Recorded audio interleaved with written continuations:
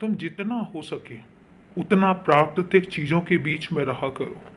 तुम आनंद का अनुभव करोगे। मैं तुमसे बार बार कहता हूँ, जितना हो सके प्रकृति के बीच में रहो। प्रकृति तुम्हें बहुत बहुमूल्य चीजें देगी। तुम प्रकृति को नजरअंदाज नहीं कर सकते हो। और मैं एक बात तुमसे कहता हूँ कि तुम्हें प्रकृति ने बहुत कुछ सीखने की नियत भी दी है और तुम्हें उससे बहुत कुछ सीखने को भी मिलेगा। तुम सीखोगे कि प्रकृति कितना देती है। तुम सीखोगे कि प्रकृति कितना निस्वार्थ देती है और बदले में हमसे कुछ भी नहीं मांगती, कुछ भी नहीं चाहती। वो सिर्फ इतना चाहती है कि हम उनका ध्यान रखें, कि तुम उनका ध्यान रखो। प्रकृति का ऐसा स्वभाव क्या मेरे बच्चों का भी हो सकता है?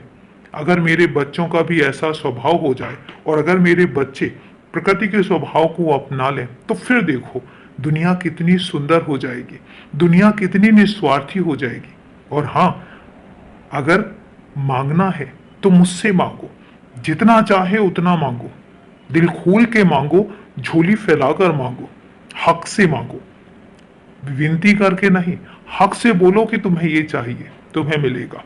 लेकिन किसी और के आगे हाथ मत फैलाओ, क्योंकि तुम्हें एक बात बताता हूं, जब तुम किसी और के आगे हाथ फैलाते हो तो वो देने में संकोच भी करेगा और देने के बाद तुम पर एहसान भी जताएगा। तुम्हें हमेशा याद दिलाएगा कि उसने तुम पर एहसान किया है। और इसलिए कभी भी इंसानों से मत मांगो। जितना हो सके मुझसे आकर कहो, मुझसे आकर मांगो, मैं तुम्हें दूंगा।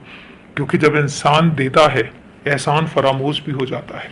कई बार वो तुम्हें जताता भी है और कई बार वो तुम्हें जलील भी कर देता है।